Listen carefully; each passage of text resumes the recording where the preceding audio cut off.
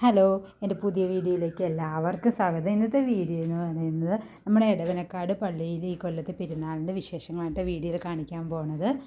ഞങ്ങൾ ശനിയാഴ്ചയായിരുന്നു വൈകിട്ട് ഒരു 8 മണിയൊക്കെ ആയപ്പോഴാണ് പോയത്. അപ്പോൾ കുർബാനയൊക്കെ കഴിഞ്ഞ് പള്ളിയിലെ എല്ലാ ചടങ്ങുകളൊക്കെ കഴിഞ്ഞു.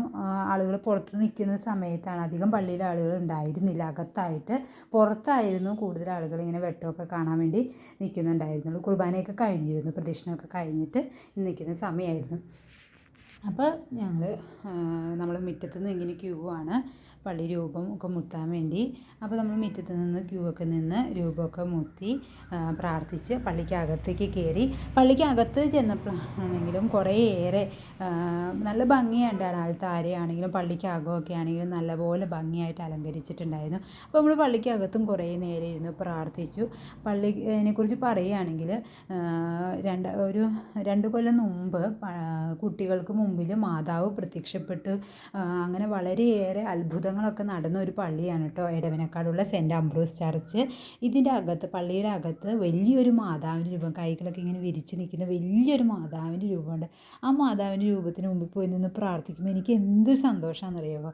ഞാൻ കണ്ടതിൽ വെച്ച് ഏറ്റവും വലിയ മാതാവിൻ്റെ രൂപം ഈ പള്ളിയിലാണ്.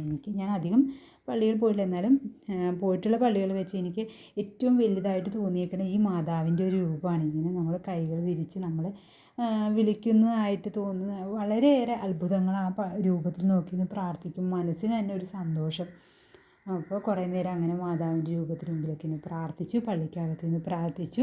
പിന്നെ ഞങ്ങൾ പുറത്തേക്ക് ഇറങ്ങി. പുറത്താണെങ്കിലും അതുപോലെ തന്നെ മാതാവിൻ്റെ ഒരു ഫോട്ടോ ഉണ്ട്. അവിടെയും നമ്മൾ പോയി കുറേ നേരം എല്ലാവരും കൂടി ഇന്ന് പ്രാർത്ഥിച്ചു. പിന്നെ പുറത്താണ് തിരി കത്തിക്കാനല്ല, അവിടെയും പോയി തിരിയൊക്കെ കത്തിച്ച് കുറേ നേരമൊക്കെ നിന്ന് പ്രാർത്ഥിച്ചു. പിന്നെ വെട്ടമൊക്കെ കണ്ട് കുറേ നേരം ഇങ്ങനെ നിന്നു.